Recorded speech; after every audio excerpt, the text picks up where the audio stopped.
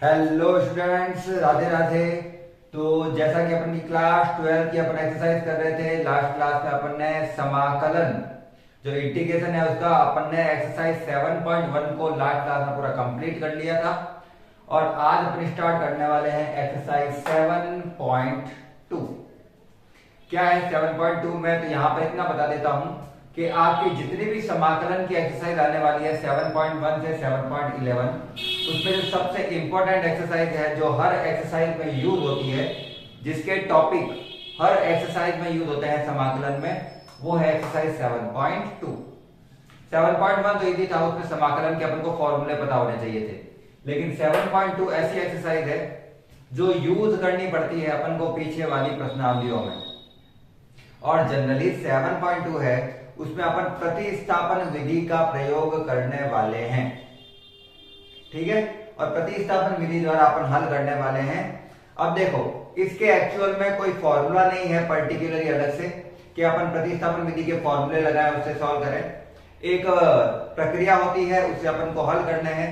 मैं आपको simple method में यह बता देता हूं आगे कि अपन को करना क्या होता है। प्रश्न में अपन को जब कोई प्रश्न दे रखा होता है वो बहुत ही कॉम्प्लेक्स होता है, बहुत ही जटिल है, उसमें गुणा भाग में वगैरह संख्या आ रखी है, चर आ रखे हैं और उसको हल नहीं किया जा पा रहा है, तो वहां पर अपन को कुछ ऐसे फलन दिए हुए होते हैं जिसको अगर अपन कुछ मान के, जैसे t मान के उसका अवकलन करें और अवकलन करने पर बाकी जो फलन बचे हुए हैं वो उसी का अवकलन प्राप्त हो रहे हो। जैसे एक फलन को मैंने अलग से हटाया, उसका अवकलन किया, ध्यान रखना समाकलन की बात नहीं कर रहा हूं, उसका अवकलन किया। अवकलन करने के बाद में उसका जो अवकलन प्राप्त हो रहा है अपन को, उसका जो उत्तर, वो बाकी जो फलन बचे हुए थे ना वही था। तो उन परिस्थितियों में अपन को फलन चुनना होता है। आपको 2 से 3 क्वेश्चन देखने पर यहां पर ये प्रश्नावली समझ में आ जाएगी कि इस प्रश्नावली में किया क्या जा रहा है। एक प्रश्न से शायद नहीं समझ में आता है कि अपन क्या प्रक्रिया यूज में ले रहे हैं। कम से कम 2 से 3 प्रश्न होंगे तब आपको पता चल जाएगा कि ये प्रक्रिया किस प्रकार से कार्य करती है। तो अपन एक एक करके प्रश्न स्टार्ट करते हैं। अच्छे से ध्यान देना है, जैसे कि लास्ट क्लास में अपन ने बहुत ही इजी वे में सारे क्वेश्चन कर लिए थे, इसी ऐसे ही सारे के सारे क्वेश्चन बहुत ही इजी मेथड में अपन सॉल्व कर पाएंगे। जैसे मुझे दिया हुआ है प्रश्न नंबर 1 कि एक फलन है, उसका अवकलन समाकलन करना है, और फलन जो दिया हुआ उसको मैं समाकलन में ही लिख लेता हूं। जैसे मुझे ये फलन दिया हुआ था 2x upon 1 plus x square, तो उसे समाकलन में ऐसे लिख सकते हैं। और बोला इसका क्या करो, समाकलन करो, इसका इंटीग्रेशन करो। अब कर तो देते हैं, लेकिन गुणा वाली विधियां और भाग वाली विधियां होती है वो समाकलन में है ही नहीं। जैसे अवकलन में होता है u इंटू वी मेथड और u अपॉन वी मेथड, वैसे समाकलन में मेथड है ही नहीं। तो अपॉन वाली मेथड ही नहीं है तो यूज भी नहीं कर पाएंगे। तो क्या करें? तो यहां पर कोई एक ऐसा फलन चुना जाएगा ऊपर वाले या नीचे वाले में से जिसका अवकलन करने पर दूसरा वाला चीज प्राप्त हो जाती है। उदाहरण के लिए अगर मैं नीचे वाले को अगर नीचे वाले को चुनता हूं तो उसका अवकलन करने पर 1 का तो हो जाता है 0 और एक्स स्क्वायर का अवकलन होता है 2x, और 2x मुझे ऊपर दिखाई दे रहा है। क्या 2x मुझे ऊपर दिखाई दे रहा है? बिल्कुल दे रहा है। तो वही यूज करेंगे। तो मैंने माना सबसे पहले कि जो 1 प्लस एक्स स्क्वायर है वो t है, और अब इस चीज का क्या कर देना है अपन को, अवकलन। बिना लिखे सीधा अवकलन करके वैल्यू पुट करनी है, कोई चिंता की बात नहीं है ना। 1 का अवकलन 0, 2 का अवकलन 2x, और इसको लिखा इस प्रकार से जाएगा, साथ में इसके साथ dx और इसके साथ dt, क्योंकि किसके संदर्भ में अवकलन करना है वो नहीं लिखा हुआ है, किसके संदर्भ में अवकलन कर रहे हैं वो नहीं लिखा हुआ है। तो x के साथ सीधा dx आ जाएगा और t के साथ सीधा क्या आ जाएगा, dt। तो मुझे यहां से मिला है 2x dx बराबर dt। और अगर आप ध्यान से देखो तो 1 प्लस एक्स स्क्वायर को तो मैंने t मान लिया है, और 2x dx जो ऊपर था वो मेरा आ गया है dt। तो 2 और 3 के मान रखते हैं समीकरण नंबर 1 में। इसी को तो प्रतिस्थापन विधि कहते हैं, समीकरण निकालकर दूसरे में मान रखना। इक्वेशन 2 और 3 जो है वो अपन पुट करेंगे इक्वेशन वन में। तो क्या लिख सकता हूं मैं, सबसे पहले टी माना है उसको लिखना है, ये ध्यान रखना है। तो 1/x² जो है 1/x, 1+x², सॉरी वो तो आ गया मेरे टी, तो नीचे वाला तो हो गया टी, ऊपर 2x dx मिलके क्या बन गया dt। तो मेरे पास ये बन गया छोटा सा समाकलन का फॉर्मूला। इसका कर सकते हैं 1/t का समाकलन, जैसे 1/x का होता है log x, वैसे 1/t का हो जाएगा log t प्लस c। तो मैंने उसको x को t में बदलकर उसका अवकलन निकाल दिया। अब यहां पे t को वापस हटाएंगे क्योंकि उत्तर तो x में चाहिए अपन को, तो t का मान वापस ले लेते हैं यहां से, क्या है 1+x²। log का log 1 का t का हो गया 1+x² प्लस c, और यही तो इसका सिंपल सा आंसर था। यही तो इसका सिंपल सा आंसर था।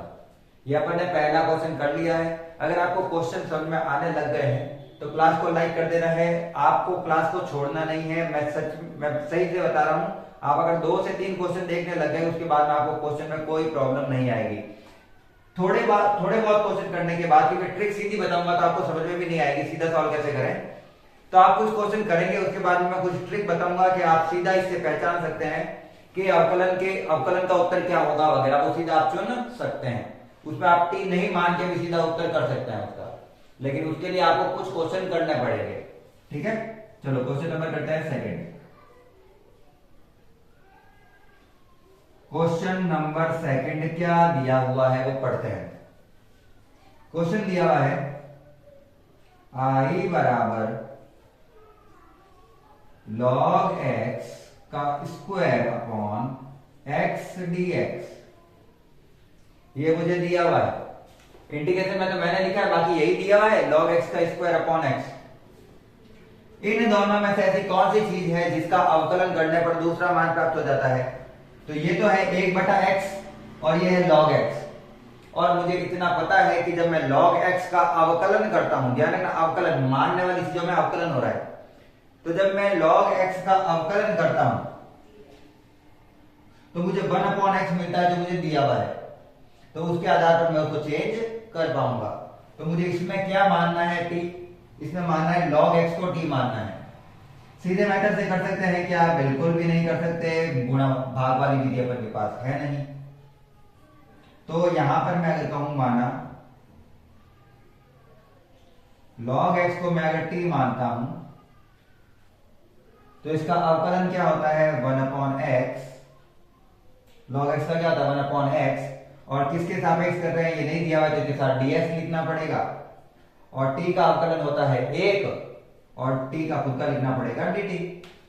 सीधा सा है ये इक्वेशन है, ये पूरी की पूरी मैं मान लेता हूं 2, इसलिए इक्वेशन 2 का मान कहां रखेंगे अपन, इक्वेशन 1 में। तो इक्वेशन 2 का मान अपन कहां रखेंगे, इक्वेशन 1 में। चलिए रख दो, i का i इक्वल समाकलन का चिन्ह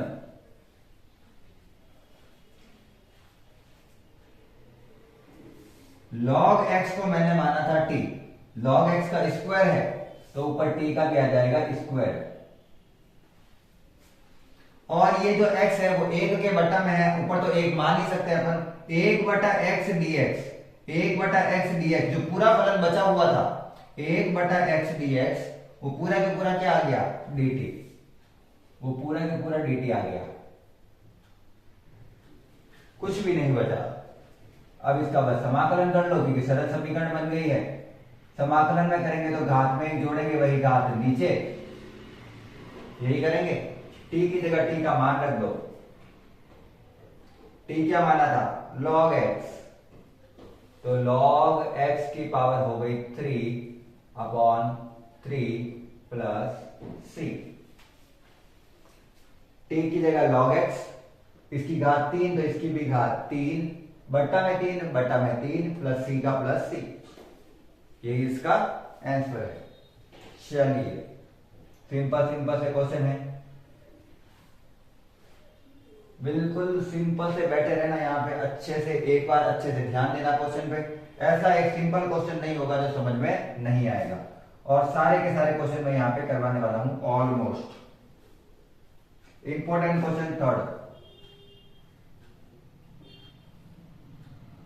1/x plus x log x, यही दिया हुआ है, बिल्कुल यही दिया हुआ है। इसका करना है समाकलन, इसका करना है समाकलन। क्या करें, इंपॉर्टेंट क्वेश्चन है वैसे ये एक इंपॉर्टेंट क्वेश्चन आया है पहला। किसको माने, यहां तो मानने लायक कोई चीज ही नहीं आई है। log x को t मानता हूं तो 1/x दिया हुआ ही नहीं, क्योंकि ये तो प्लस है ना। और बाकी तो किसको मान लूं, ये तो पूरा साथ में पूरे को मान लेंगे तो कुछ आ नहीं सकता। तो थोड़ा इसको सरल करते हैं। थोड़ा सरल करने का मतलब है इन दोनों के अगर आप बट्टा दोनों के अंदर देखो तो x कॉमन आ रहा है, दोनों के अंदर x कॉमन आ रहा है। इसमें x कॉमन ले लिया तो बचा 1 प्लस इसके अंदर x कॉमन लिया तो बचा log x dx। और अब अगर मैं log x को t मानता हूं तो मेरा 1/x dx आ रहा है। log x को अगर t मानता हूं तो 1/x dx आ रहा है dt। लेकिन मैं पूरे ब्रैकेट वाले को क्या मान लेता हूं, t माना 1 प्लस log x, क्या है अपन के पास में t। और जब मैं इसका अवकलन करता हूं तो एक का अवकलन तो 0 हो गया, इसको तो लिखने की जरूरत ही नहीं है। और log x का हो जाएगा 1/x dx, log x का 1/x उसके साथ में dx और उधर हो जाएगा dt। तो अगर मैं इसको इक्वेशन 1 मानता हूं और इन दोनों को मिलाकर इक्वेशन 2 मानता हूं, जैसे यहां पे माना था मैंने, तो इक्वेशन 2 को कहां पे पुट करना है, इक्वेशन 1 में। इक्वेशन 2 को कहां पुट करना है, इक्वेशन 1 में। उसी को प्रतिस्थापन विधि कहते हैं।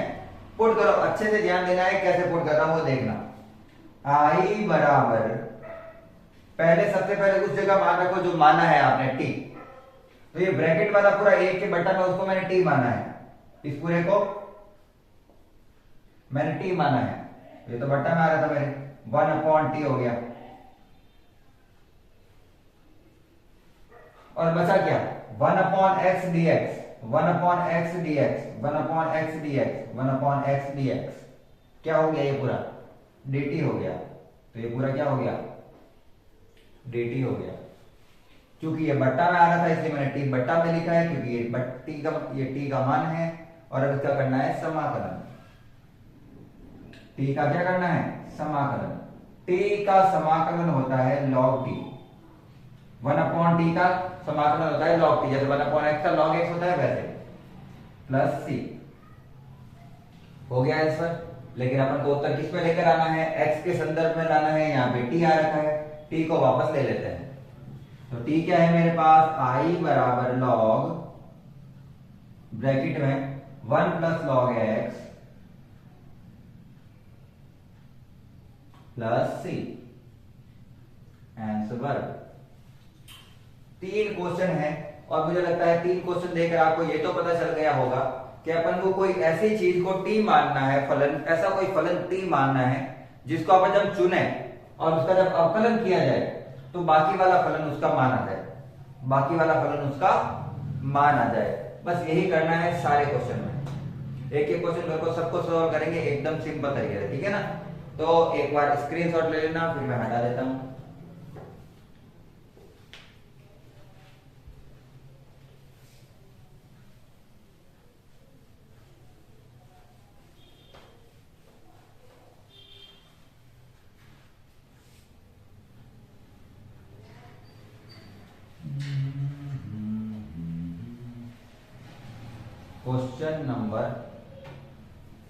क्वेश्चन नंबर करते हैं 4। क्या कहा गया है 4th क्वेश्चन में। क्वेश्चन में कह रहा है कि i इक्वल मुझे दिया हुआ है sin x, साइन के अंदर ही दिया हुआ है cos x dx। एक तो साइन एक्स दिया हुआ ही है, एक साइन के अंदर ही जहां एक्स होता है वहां पे क्या लिख दिया अभी, कॉस एक्स। कॉस एक्स लिख दिया तो क्या करें, उत्तर करेंगे। चलो करते हैं, किसको माने ये बताओ पहले तो। मैं कुछ पर्टिकुलर ट्रिक बताता हूं। एक कभी रूट वाला संख्या दे दे, रूट वाली, तो रूट के अंदर वाली संख्या को क्या मान लेना, टी। अगर उसका अवकलन सिंपल तरीके से नहीं किया जा रहा है तो रूट के अंदर वाली संख्या को क्या मान लेना, टी। जब उसके साथ और फलन हो, ऐसा नहीं कि रूट के साथ कुछ है ही नहीं, आप उसको ये टी मान रहे हो, ऐसे टी नहीं मानना है। रूट के अंदर कोई संख्या है, उसके अंदर वाले का अवकलन करने पर अगर बाहर वाली चीज दिख रही है उसको टी मान लो, ज्यादातर रूट के अंदर वाली होती है। एक किसी फलन के घात में फलन दिया हुआ हो, फलन के अंदर ही फलन दिया हुआ हो, इस प्रकार की चीजें दे रखी है तो अंदर वाले फलन को टी मान लेना है। जैसे फलन के अंदर ही एक फलन दे रखा है, सॉरी, फलन के अंदर ही फलन दिया हुआ है तो अंदर वाले फलन को क्या मान लेना है, टी। तो इस प्रकार से इसका सॉल्व करना है।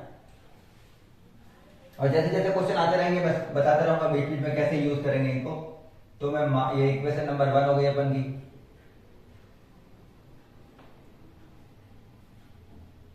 अब मेरे को मानना है तो मैंने बोला था फलन के अंदर फलन दिया हुआ उसको टी मान लो, तो अंदर वाला जो कॉस एक्स है उसको मैं मान रहा हूं T.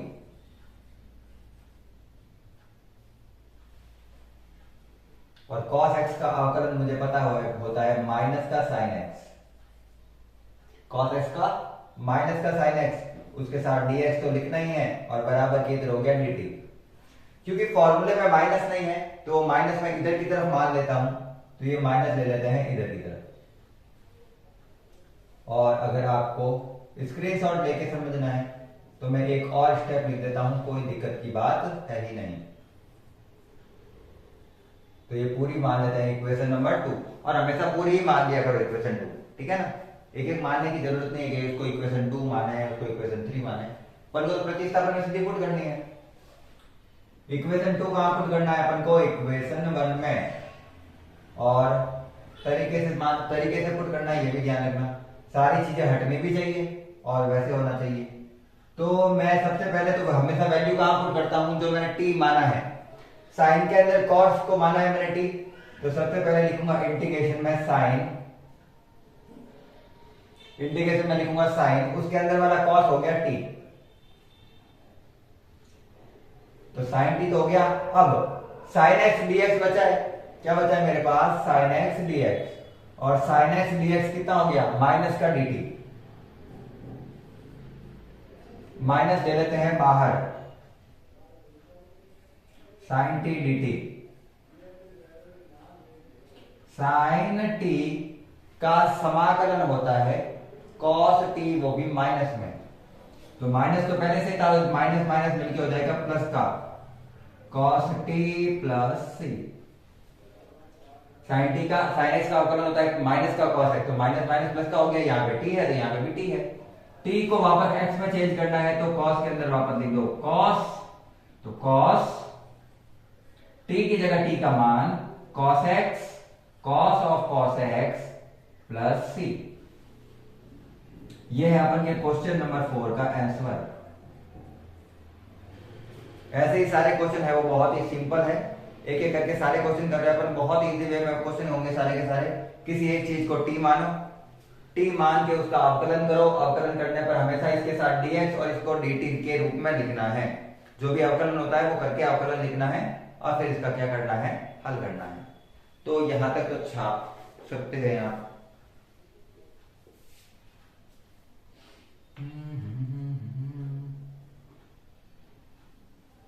Question number 5, question number 5 दिया हुआ है I equal integration of sine ax plus b cos ax plus b dx। अगर मैं 2 से गुणा और 2 से भाग करता हूं तो आ जाएगा मेरा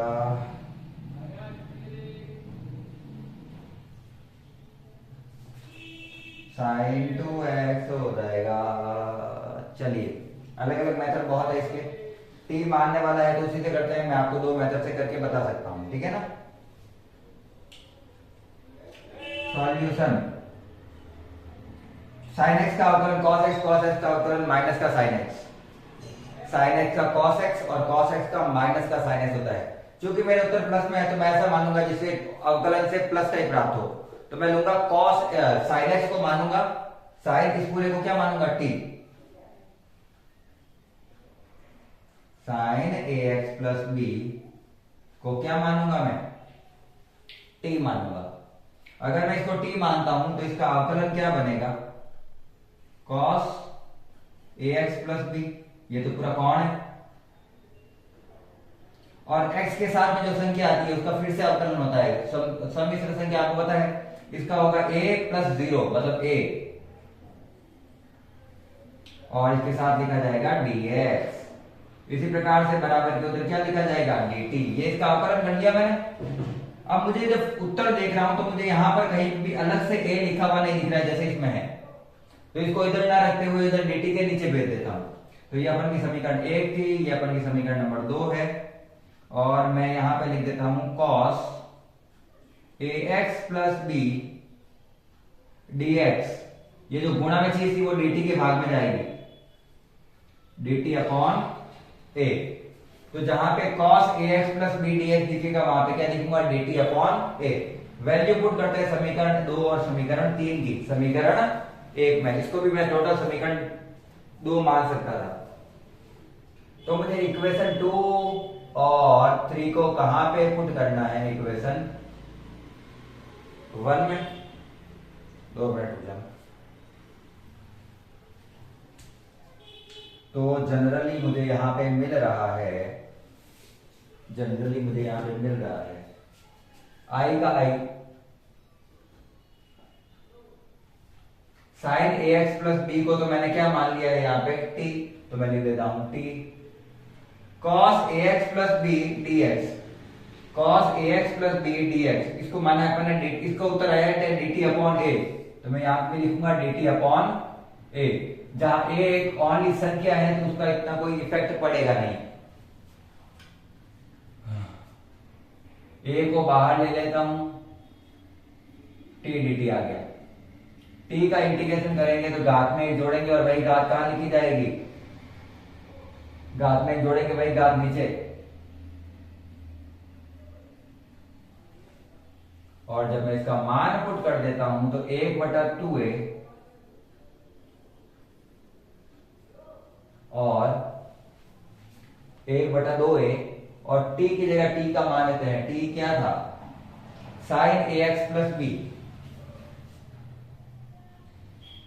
साइन ax प्लस बी का स्क्वायर है तो साइन का स्क्वायर आ गया, प्लस में सी का सी। बिल्कुल सिंपल सिंपल से क्वेश्चन है, अपन को बस कोई एक चीज माननी है, उसका अवकलन अगर दूसरा वाला आ रहा है तो ही मानना है, नहीं आ रही है तो जबरदस्ती कुछ भी नहीं मान लेना है। शायद वो कोई दूसरे मेथड से सॉल्व हो सकता है, अपन को बस यहाँ एक बार चुनना है कि क्या ऐसा कुछ हो सकता है।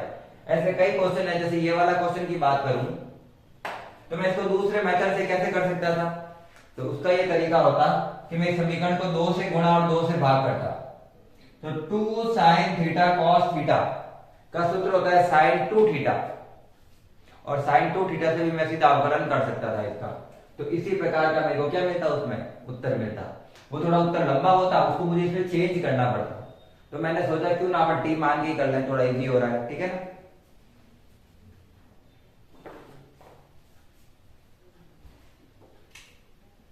क्वेश्चन नंबर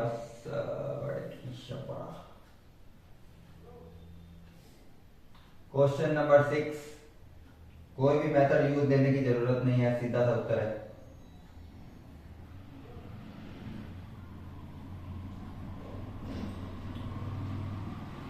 किसी को भी कुछ भी मानने की जरूरत है ही नहीं।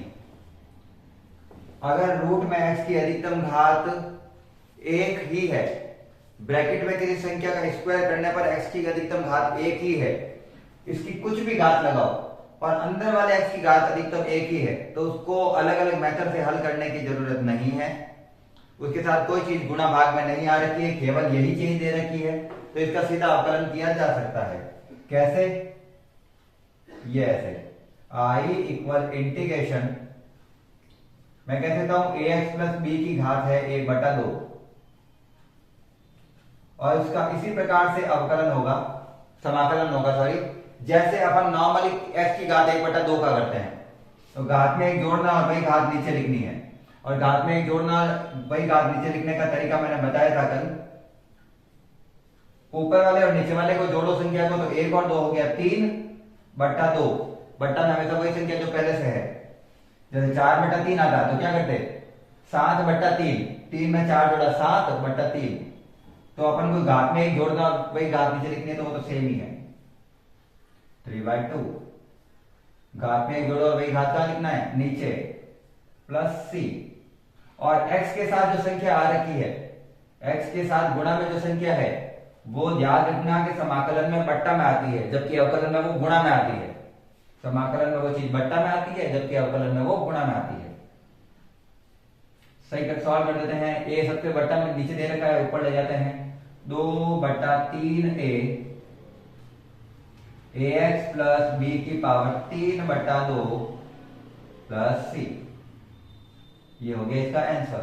कोई टी मानने की जरूरत नहीं है। जैसा कि मैंने पहले कहा था, अपन को उतना दिमाग रखना है कि अपन को मानना है या नहीं मानना है। अगर मैं इसको टी मानता, आपके हिसाब से अगर मैं इसको टी मानता, तो मुझे और कुछ फलन बनाना ही है क्या? मुझे और कोई फलन बनाना ही नहीं है, मेरे पास बाहर कुछ दिया हुआ ही नहीं है, तो क्या आएगा?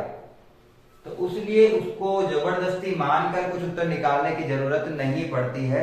अगर क्वेश्चन सीधा हो सकता है तो सीधा ही करना है। ठीक, चलिए यहां तक उतार लीजिए।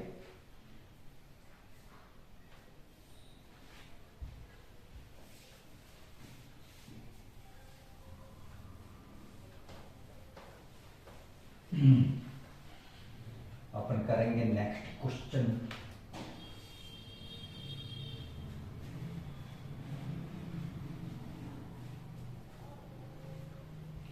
टाइमिंग का ध्यान रखते हैं। एक बार मैं मेरा वीडियो भी देख लेता हूँ, क्यों नहीं बंद हो जाए।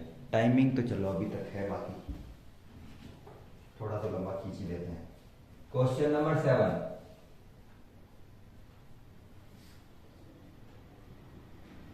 इंटीग्रेशन करना है। किसका करना है भैया? x रूट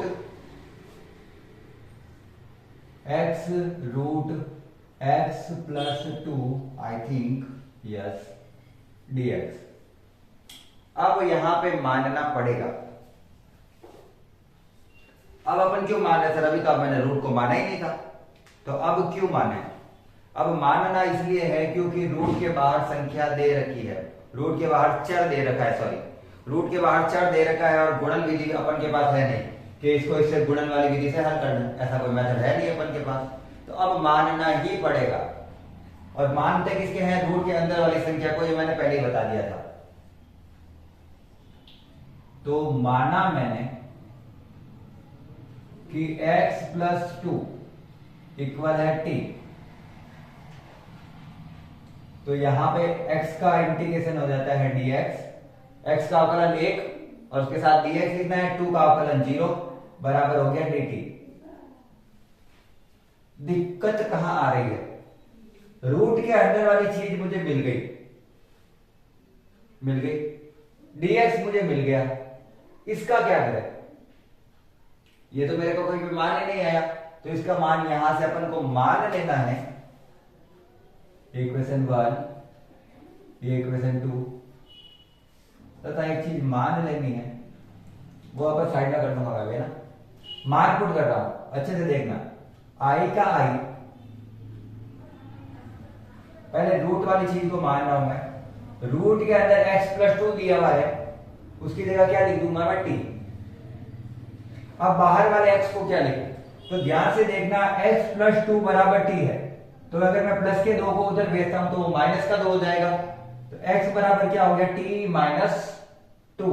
तो इसकी x की जगह लिखेंगे t माइनस 2, x की जगह t माइनस 2, और dx की जगह आ जाएगा dt। अब रूट वाली संख्या को अंदर दोनों से गुणा कर देते हैं, और रूट वाली संख्या का मतलब होता है घात में 1/2। तो टी की घात 1/2 को टी से गुणा करेंगे तो आधार समान तो घातें जुड़ेगी तो हो जाएगा टी की घात 3/2। जोड़ के देख सकते हैं आप आराम से। और 2 को टी की घात 1/2 से गुणा करूंगा तो टी की घात 1/2। रूट का मतलब 1/2 और आधार इसकी घात 1 और इसकी घात 1/2 दोनों को जोड़ा तो 3/2 आता है। ये तो आप मैथ्स के स्टूडेंट है, करेंगे ही, अपने आप ही करेंगे। समाकलन कर लो। समाकलन में जो भी घात दे रखी है घात में एक जोड़ना है, वही घात नीचे। तो घात में एक जोड़ने का तरीका बताया था मैंने, 3 में 2 जोड़ दिया तो 5/2 और यही घात नीचे लिखनी है तो इसको भी मैंने बताया था 5 नीचे लिखो, बट्टा में आता है 2, जो घात लिखी है वो वही नीचे और सबसे नीचे वाली घात चली जाती है वापस ऊपर, तो उसको उल्टा लिख देना है हमेशा। मैं ट्रिक इसलिए बता रहा हूं ताकि आप एग्जाम में सीधा करें। इसका करूंगा तो टी की घात 3/2,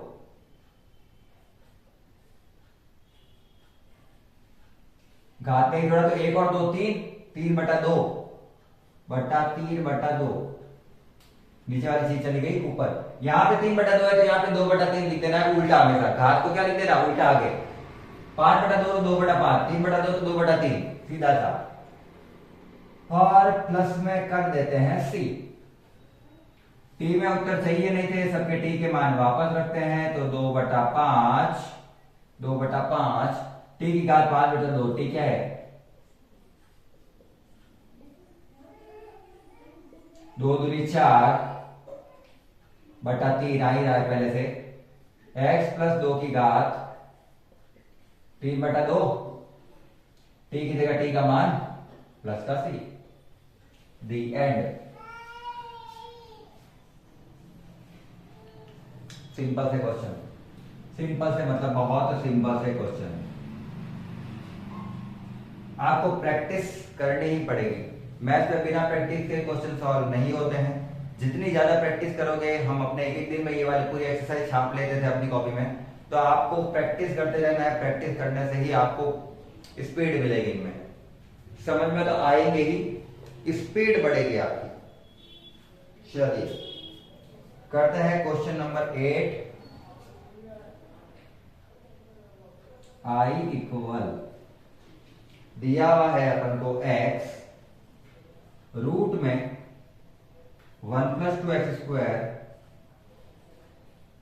dx, 1 + 2x² dx। और चूंकि वापस रूट में है और बाहर कोई फलन दिया हुआ भी है और उसका मेथड है नहीं अपन के पास, सेम प्रक्रिया चल रही है। चलिए अब किसको टी मानेंगे, किसको टी मानेंगे, रूट वाली संख्या को। रूट में जो दिया हुआ है उसको पूरे को टी मानना है, तो अपन क्या मानेंगे कि 1 + 2x² क्या है टी है। इसका अवकलन करना है, एक का अवकलन 0, लिखने की जरूरत नहीं है। इसका अवकलन करेंगे, ये घात आगे आएगी तो 2 दूनी 4x, साथ में लिखना है dx जैसे कि हर बार कर रहे हैं, और इसका लिख देंगे dt। क्या मुझे यहां पे समीकरण में कहीं 4 दिया हुआ है, क्या समीकरण में अपन को 4 दिया हुआ है, नहीं दिया हुआ है, हटाना पड़ेगा। ये गुणा वाली चीज कहां चली जाएगी, उधर भाग में। x dx बट्टा 4, सॉरी हाँ x dx बराबर dt बट्टा 4। Equation number 2, equation number 2। Value put करें आप पर, इक्वेशन 2 का मान पुट करना है अपन को इक्वेशन नंबर 1 में। जो पहले माना है मान उसी के अंदर रखना है, पहले मानने वाली चीज में ही मान रखा जाता है। समाकलन के अंदर पहले रूट वाली संख्या के अंदर वाली चीज मानी है मैंने, तो रूट वाली संख्या के अंदर जो चीज मानी है मैंने उसको क्या माना था t, और x dx दोनों मिलाकर, x dx दोनों मिलाकर ही आ गया dt/4। तो इस बार x का मान कुछ नहीं पुट करना है, सीधा आ गया ये। 4 को बाहर ले लेते हैं और इसका करूंगा मैं समाकलन, तो ये तो हो गया 1/4 का, तो 1/4 ही रहेगा। 4 तो बाहर ही है, टी की घात 1/2 समाकलन करूंगा तो घात में एक जोड़ेंगे तो 3/2 उल्टा अभी जैसे लिखा था। ठीक है ना, हमेशा क्या लिखना है, घात में एक जोड़ना है, टी की घात 1/2 ऐसे है, ध्यान रखना। और अगर आपको एक बात बताना भी है तो मैं बता देता हूं, घात में एक जोड़ना मतलब इसमें ऐसे लिखना है, एलसीएम लिया 2 एकम 2 और 1 एकम 1, 2 और 1 कितना हो जाता है 3/2। घात में लिखना है तो 3 का 3, मुझे ऐसे लिखना पड़ेगा ना 3/2, सबसे नीचे वाली चीज जाती है सबसे ऊपर। चलिए 2 से 4 गया 2 बार में प्लस सी, एक बार तो लिख देते यहां पे क्या दिया हुआ है। मेरे उत्तर आ रहा है टी की घात 3/2 तिया 6 प्लस सी। टी का मान वापस पुट कर दो, T T T T T T T ये वाला 1 + 2x², 1 + 2x² की घात, टी की घात 3/2 तो इसकी भी घात 3/2/6 प्लस सी।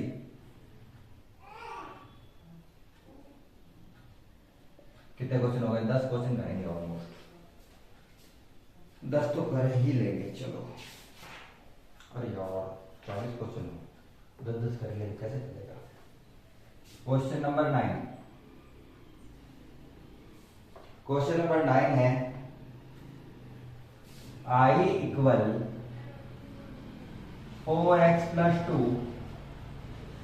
√(x² + x + 1)। ये मेथड कितनी बार आ चुका है अपने, ये 9 में जो मेथड आ चुका है ये कितनी बार आया है, कंटिन्यूअसली क्वेश्चन रूट 3 बार एक ही क्वेश्चन आया है। रूट वाली संख्या को टी मान के चलना है और उसको सॉल्व करना है। क्या अंदर वाली चीज बाहर वाली बन रही है, नहीं बन रही। इसका आ रहा है 2x + 1, यहां पे आ रहा है 4x + 2, तो पहले बाहर वाले दोनों में 2 कॉमन ले लेते हैं, बाहर वाले दोनों में 2 कॉमन, ये लिया मैंने 2 कॉमन, क्या बचा, इसमें 2 कॉमन लिया है तो 2x बचा है, इसमें 2 कॉमन लिया 1 बचा है। रूट में x² + x + 1 dx। और अगर आप ध्यान से देखो तो अब अगर मैं रूट वाली संख्या को t मानता हूं तो उसका अवकलन क्या बनेगा, इसका 2x, इसका 1 और इसका तो 0 होता है तो ये तो हट ही जाएगा, और dx तो इसके साथ आ ही रहा है, तो रूट वाले पूरी संख्या का मान बाहर वाला आ रहा है तो अपन मान सकते हैं। माना x² + x + 1 = t। इसका हो गया x² का अवकलन 2x, x का अवकलन 1, 1 का अवकलन 0, ये हट गया, dx = dt। और ये इक्वेशन अगर 1 है और ये इक्वेशन है 2, तो अपन 2 का मान कहां रख सकते हैं, इक्वेशन नंबर 1 में, तो रखते हैं। ये 2 का 2, सबसे पहले मान कहां रखा जाएगा, जो अपन ने माना है, तो रूट वाली संख्या को माना है तो पहले उत्तर रखा भी कहां जाएगा, मान रूट में।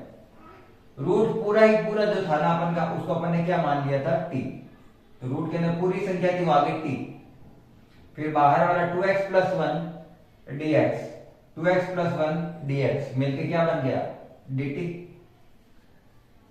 और t की घात यहां पर 1/2 है, t की घात कितनी है, 1/2, रूट का मतलब t की घात 1/2, तो घात में एक जोड़ना है, बार बार एक ही चीज कर रहे हैं और वही घात लिखनी है नीचे,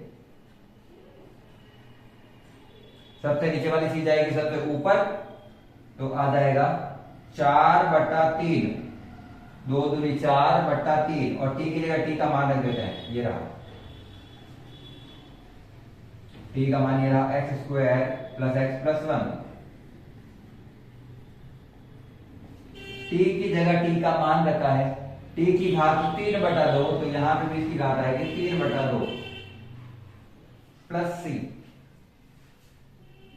अगर क्वेश्चन अच्छे से समझ में आ रहे हैं तो लाइक करते हुए चलना है, चैनल को सब्सक्राइब कर सकते हो। दोस्तों को शेयर कर सकते हो। बिल्कुल सिंपल मेथड से कर रहे हैं, सारे के सारे क्वेश्चन करवाऊंगा मैं। जहां तक समझ में आ गए तो एक बार स्क्रीनशॉट ले लेना, फिर मैं इरेज कर दूंगा इसको। चलिए 10वां क्वेश्चन।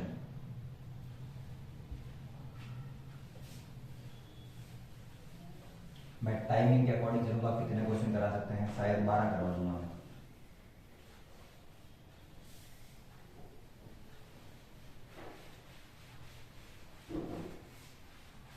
टाइमिंग के अकॉर्डिंग चलूँ तो मेरा टाइम तो अभी पड़ा है कुछ 40 हुए ना, बिल्कुल 2-3 क्वेश्चन और कर लेंगे। Question number 10।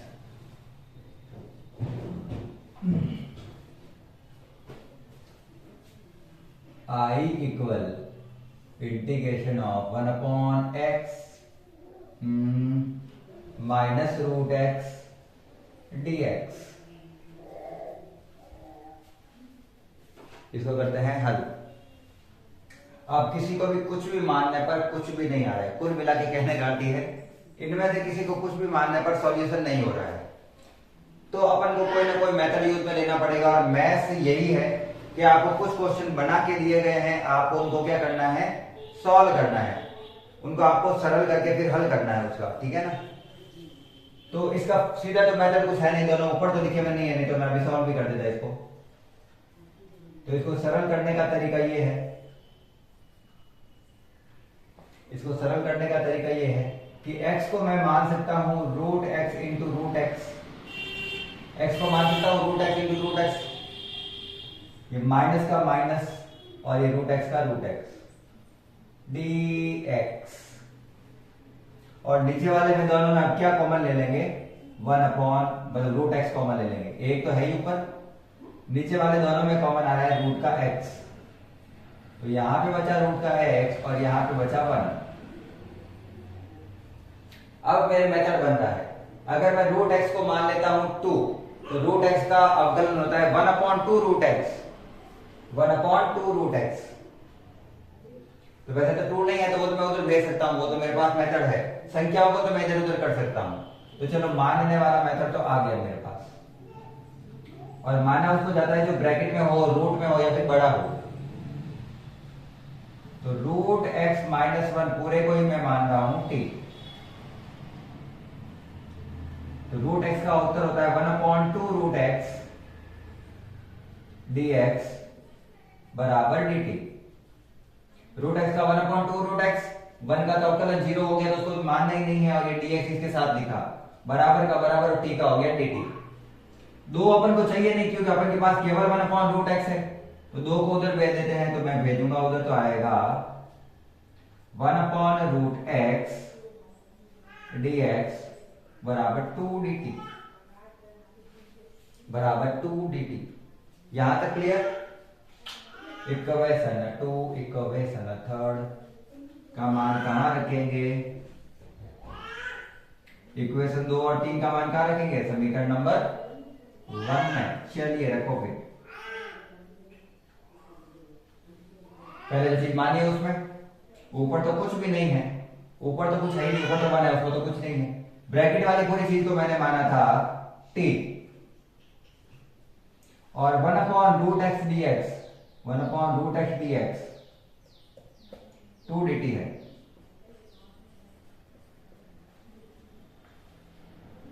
तो उत्तर क्या आ गया इसका, 2 एकम 2 तो आ गया बाहर, 1/t का समाकलन होता है log t। जैसे 1/x का log x होता है, वैसे 1/t का log t प्लस c। और अगर मैं यहाँ पे मैं मान पुट करना चाहूँ, वापस उत्तर x में लाना चाहूँ, तो t का मान वापस पुट करना पड़ेगा। t कहां पर है अपन का, ये रहा, तो t है मेरे पास root x minus 1 plus c। ये हो गया क्वेश्चन नंबर 10। सारे क्वेश्चन इसी प्रकार से, सारे सरल सरल से क्वेश्चन दिए हुए हैं। चलो 11 और 12 क्वेश्चन आज करेंगे। क्वेश्चन नंबर 11, i बराबर x अपॉन रूट में x प्लस 4 dx इसका इंटीग्रेशन करते हैं। और इंटीग्रेशन में मैंने सीधा सा कहा था, अगर गुणा भाग में दे रखा हो और रूट वाली संख्या हो तो रूट वाली संख्या को क्या मान लेना है, टी। रूट के अंदर वाली संख्या को क्या मान लेना है, टी। तो चलिए टी मान लेते हैं। रूट के अंदर क्या संख्या दे रखी है, x+4, तो मैंने x+4 को मान लिया टी। तो यहां पर x का अवकलन हो जाएगा dx और 4 का अवकलन 0, t का हो जाएगा dt। ये दोनों समीकरण नंबर है मेरी 2। अगर मैं ध्यान से देखूं तो मुझे रूट के अंदर वाली संख्या t मिल गई है और dx की जगह dt मिल गया है, तो इस x का क्या करूं। तो अभी जैसे अपन ने पहले वाले मेथड में किया था, x+4 बराबर t है, तो मैं ये भी तो मान सकता हूं कि x बराबर t+4 है, सॉरी t-4 है, क्योंकि प्लस का 4 उधर जाएगा तो माइनस का हो जाएगा, तो x की जगह ये रखेंगे, ध्यान रखना। तो इक्वेशन 2 का मान रखेंगे अपन इक्वेशन 1 में, जो माना है वो सारे पुट करते हैं। i x की जगह ये माना था तो ये रख देते हैं t-4, रूट का रूट के अंदर वाली संख्या को क्या माना था मैंने, t, और dx का हो गया dt। ऐसा न्यू नहीं, आधा x में रख दो और आधा t में रख दो, उत्तर नहीं आएगा उससे। पूरे x के मानों को किसमें चेंज करना है, t वाले मानों में। t की घात 1/2 को ऊपर ले जाता हूं तो हो जाएगा t की घात -1/2, क्योंकि रूट वाली संख्या का मतलब 1/2 ही होता है, t-4 dt। दोनों से गुणा, t की घात -1/2 को t की घात 1 से गुणा करूंगा, आधा और समान तो घातें जुड़ेगी और 1 में से आधा जाएगा तो आधा ही बचेगा। इसको इसके साथ किया तो बचाइए, 4 के साथ गुणा करूंगा तब तो ये पूरा यही आएगा, 4t की घात -1/2 और dt का dt। अब करना है इसका समाकलन, घात में जोड़ो और वही घात नीचे। t की घात 1/2 है, घात में 1 जोड़ो तो 3/2 और वही घात नीचे 3/2। 3/2 नीचे आएगा, नीचे वाली चीज जाएगी वापस ऊपर। तो मैंने सीधा बता रखा है 4 का 4, t की घात में 1 जोड़ूंगा, -1/2 में जब 1 जोड़ता हूं तो आएगा 1/2, माइनस के आधे में 1 जोड़ूंगा तो प्लस का आधा हो जाएगा, तो t की घात 1/2 और वापस आएगा 1/2 प्लस c 2/3। t का मान अपनी जगह वापस आएगा, तो t क्या माना था मैंने, x+4 की घात कितनी हो गई, 3/2 माइनस 4 दूनी 8, t की जगह x+4 की घात 1/2, इसको रूट में लिख सकते हैं लेकिन मैं 1/2 ही लिख रहा हूं, आपके पीछे 1/2 रूट भी लिखा हुआ हो सकता है, प्लस का c। और ये सिंपल सा इसका आंसर है। सारे क्वेश्चन यही हैं, सारे क्वेश्चन एक जैसे हैं, सब रूट वाले दिए हुए हैं, एक एक मेथड को बार बार दिया हुआ है। अगर मैं एक क्वेश्चन करवा रहा हूं तो मैं मानता हूं कि आप अगले क्वेश्चन को खुद करने का ट्राई करें। नहीं होता है तो देखना ही है, और अगर हो जाते हैं तो मतलब आपको मेथड समझ में आने लग गए हैं। क्वेश्चन 11 हो गए अपन के। क्वेश्चन एक बार मैं करवा देता हूं, फिर चलते हैं आगे।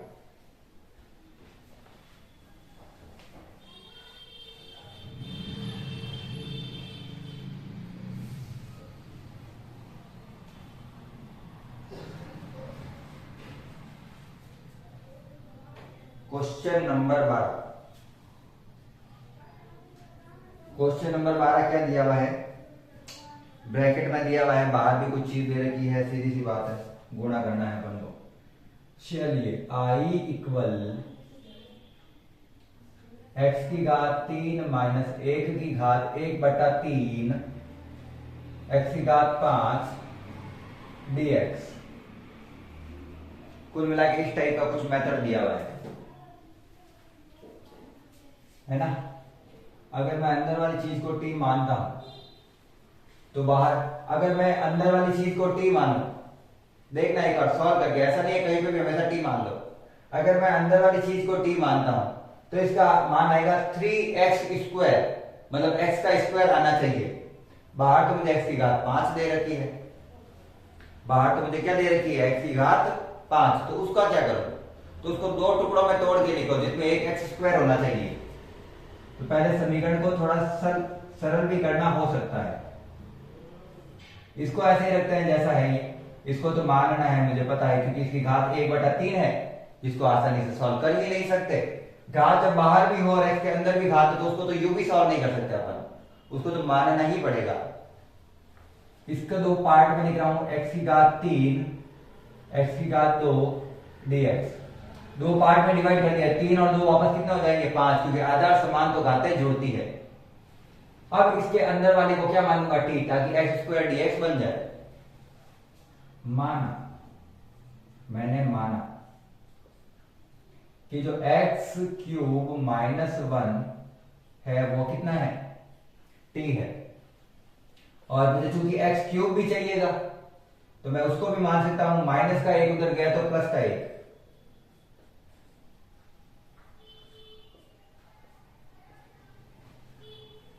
परफेक्ट। अब इसका करो अवकलन, इसका करूंगा तो 3x², साथ में लिख दूंगा dx, ये इसका अवकलन कर दिया अपन ने। t का अवकलन 1 और 1 का अवकलन तो हो गया 0, इसके साथ लिखना है dt केवल, तो केवल dt ही आएगा। और t का तो वैसे भी dt ही आता है अपन के। तो ये सारी की सारी इक्वेशन है 2 वाली, वो कहां पे पुट कर देनी है, इक्वेशन 1 में। जहां जहां ये आगे वाले दिख रहे हैं वहां वहां t चेंज करना है, t में। इक्वेशन 2 को कहां पे पुट करना है अपन को, इक्वेशन 1 में।